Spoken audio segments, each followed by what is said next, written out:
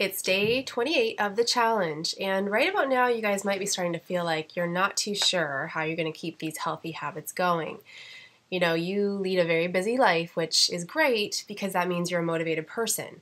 But so often we find ourselves caught without a plan for the day, and sometimes just feeling like our time is not being well spent, whether on things or on people or just doing what we feel we should be doing to meet our goals. Now, you have obviously committed to this year being your healthiest yet. That's why you're doing these challenges. You know, this is going to be the year that you follow through and make it your healthiest year yet. But I want to ask you something. Are you spending time with successful, motivated, like-minded people that are supporting you through these goals?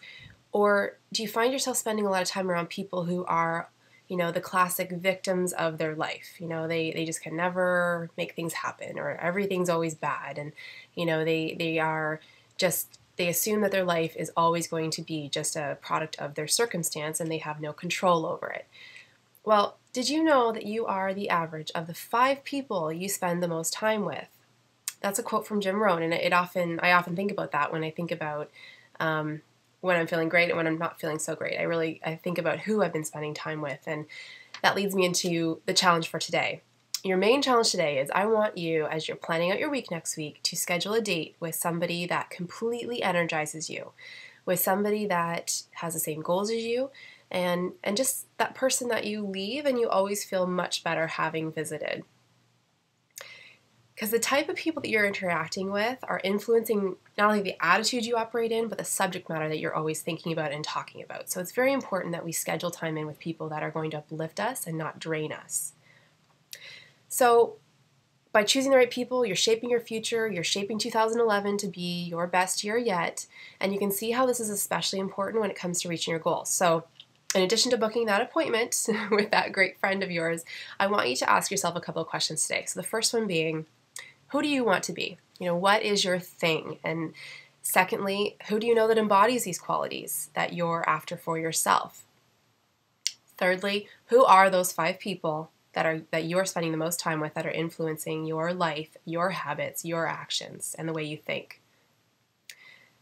And, you know, when you think of these people, what are the top 3 qualities that come to mind when you think of them? How would you describe them in that 1-minute elevator conversation? Because those 3 things that those 5 people do are totally influencing you and the type of life that you're living.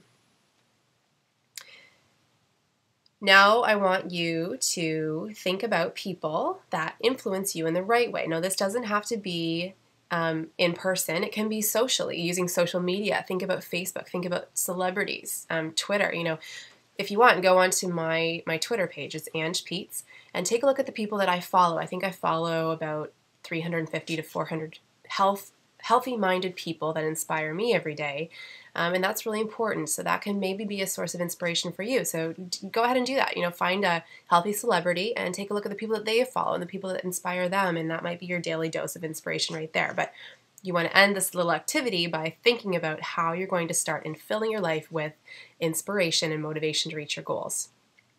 So that's it. Schedule that date. Once you meet with that great friend over that cup of rooibos tea, make sure you book your next visit with them before leaving so that you make sure that this keeps happening. And let me know how you make out with this, and let me know your thoughts on what you think about you being the average of the 5 people you spend time with, because I think it is kind of interesting to think about that. So we'll see you tomorrow.